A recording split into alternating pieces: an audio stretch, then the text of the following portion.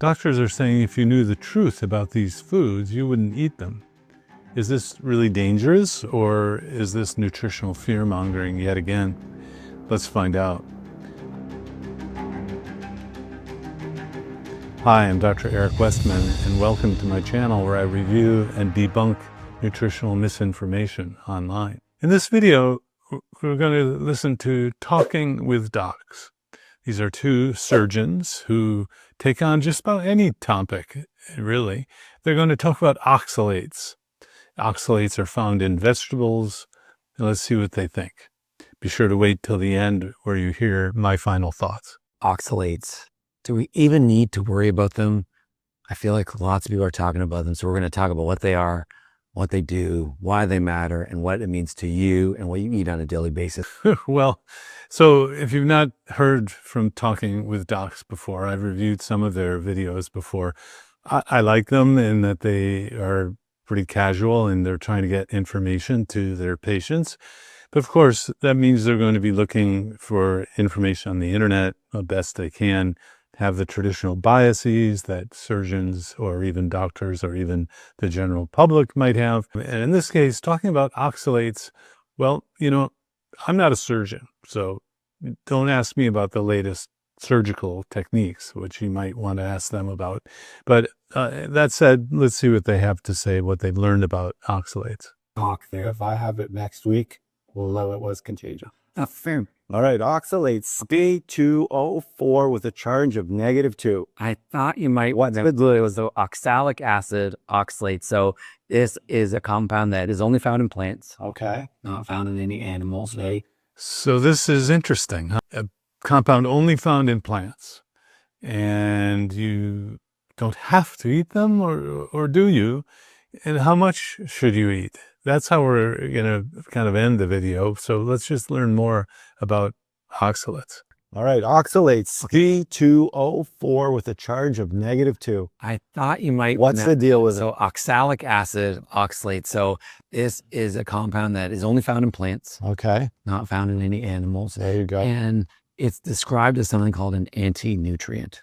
Plants need it Okay. because plants use it to fight off prey, herbivores, other infections that it can get. Plants use it. I'm pretty sure it plays a role in photosynthesis, Yeah. which is key because plants, as you know, are primary producers, which means they can take the energy from the sun, turn it into a form of energy that we can use, It's amazing, actually. right? It really is amazing. And it's part of life. Yeah, it's part of life. And so when it comes to a defense, you're like, well, how does it allow a plant to defend itself from a rabbit who's so cute, but likes to eat all the stuff in your garden?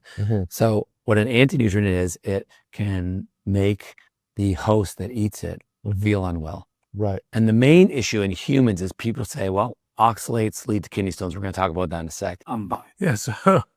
The idea about anti-nutrients, it's not just the fact that you might eat something that causes you harm. I mean, think about it. If you have a very hot pepper or horseradish, or some other very spicy food, and it hurts when you eat it, you would think that you wouldn't eat it again. You wouldn't. So most animals will not go back and eat something that causes them to hurt. So that's the idea of a toxic anti-nutrient, meaning an animal will eat it and then be deterred from eating the plant again. Well, that makes a lot of sense in that plants can't run away as a defense mechanism. They are stationary. So they do put things in the leaves to deter mammals. Of course, humans will sometimes go back and eat them over and over again, even if it hurts. But that anti-nutrient idea also applies to foods that don't carry any nutrition with it. And I remember years ago, Dr. Atkins would talk about the anti-nutrients, and the big one being sugar. So when you think about it, you're getting the energy. It's a good energy source, sugar, but you're getting no nutrient to come with the sugar. So when you eat meat, steak, even vegetables, you're getting at least some vitamins and minerals to metabolize that food that you ate. So sugar is also an anti-nutrient. Not that it makes you feel bad, It's just that it depletes other vitamins and minerals that it didn't deliver with it. So they're talking about a sort of a anti-nutrient that makes you feel bad. Other anti-nutrients deplete your vitamins and minerals. So oxalates bind calcium. So this is one of the issues. It binds other nutrients and potentially makes them not absorbable. And in human beings, when it binds in some people, it can lead to a kidney stone. Calcium oxalate. Calcium oxalate. CaC2O4 with no more charge. Very nice.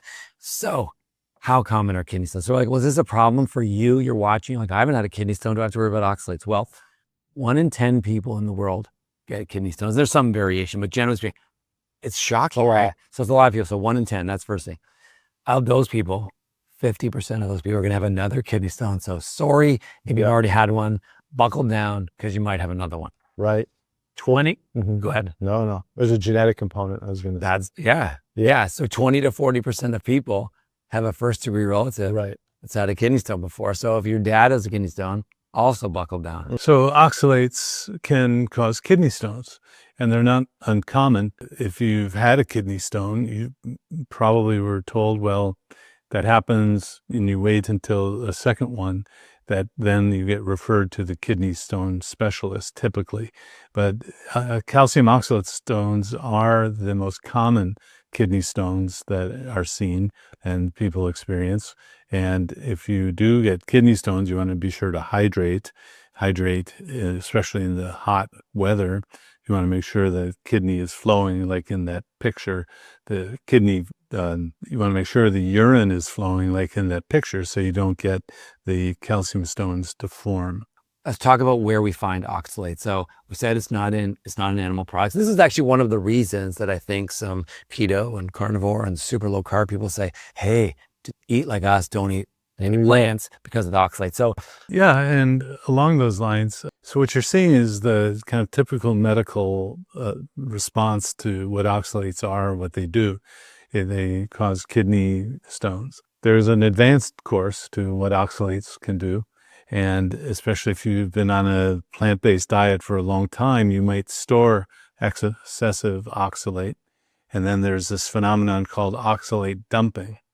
And at first I have to say I was a little skeptical of oxalate dumping. I really have never seen it in my clinic. Well, it turns out the clinic method that I've been using for 30 years now prevents oxalate dumping because you get a little bit of oxalate in the greens and vegetables that we recommend. And that's so the treatment to prevent oxalate dumping is to not do a carnivore, total no vegetable diet. It's to do a low oxalate type of diet so that you don't get all of this dumping. I have to say that I was skeptical because I'd never seen it. And then I realized that I was treating people with a diet that prevents oxalate dumping. So of course I've never seen it. It was only when a patient or two, you know who you are, came to me and brought me little oxalate stones and almost like dandruff crystals. Now I've not had them analyzed. I would love to be able to send it to a lab and have them analyzed to make sure they're oxalates. But I think I can take the word for folks that the oxalate dumping is a thing. It's not necessarily in the medical lexicon. You won't read it in a medical textbook. You'll read it in other books.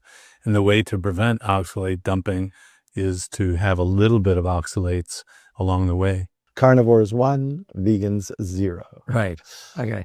So most common sources are spinach, beets, almonds, rhubarb, sweet potato. So honestly, I think if it was going to give kidney stones to everybody, I 100% would have a kidney stone. Yeah, you might still. And I've never had one. Yeah. But having said that, doesn't matter to the average person. You can probably eat as much of that. Eat a balanced diet. Yeah. Things that you can do though to reduce your risk of getting a stone if you're already a stone former is you don't have to completely eliminate oxalates, but you probably need to be on the lower end, 100, 200 milligrams. Might get counseled that way if you have. Yes, and if you're really afraid, then maybe you would say, you know, I'm not going to eat any because I'm super nervous. And I get it. If you've had that pain, I totally understand that. Other things you can do other than reducing those foods is eating calcium with your meal because that helps bind it and then it gets excreted out your colon rather than being absorbed and later being a problem. That's first thing. Second thing is stay well hydrated. Hydration. Which is any kidney stone, right? Yeah, any stones or anyways. You get stone in your parotid glands, you get stone, you can make stones in your body. Yeah. hydration is the key to keep things flowing, keep them moving. And if you've had a kidney stone, then, or if you have one, then super hydrate so you can excrete it. Absolutely. But so those are the things that you can do. The average person, if you eat a well-balanced diet, you're probably not going to get a kidney stone because of oxalates. 9 out of 10 chance you won't. Yeah. Right. It's not diet related. It's like some of it's genetic, some of it's even anatomy, but yeah, and some of it's your diet. Right. So the take-home message is oxalates are a real compound. Yeah. Oxalates are the main contributing factor to kidney stones. They are. If you have had kidney stones that are oxalate based, you should probably limit or avoid oxalate. You should. But for everybody else, these are actually present in a lot of foods that are very good for you because of their fiber content, their vitamins, their antioxidants.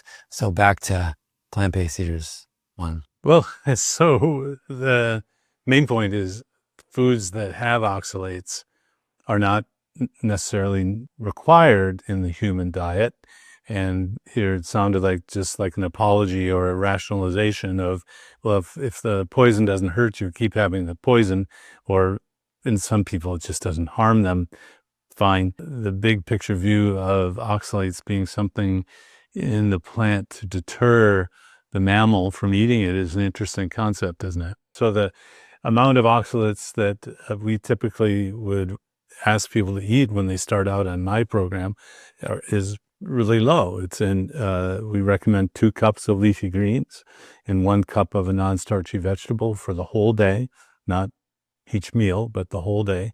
So it's limiting the oxalates and probably reducing the oxalate dumping if that is a common problem. Let me know what you think about oxalate dumping. I learned from your experiences, and I think the traditional view was represented in this video, not the kind of alternative and nutritional view of actually they can be building up and being toxic over time.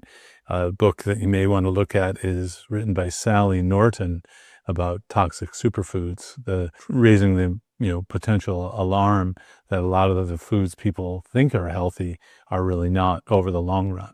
If you like this video, please like, subscribe, and ring the notification bell. Look for new content on Wednesdays and Fridays.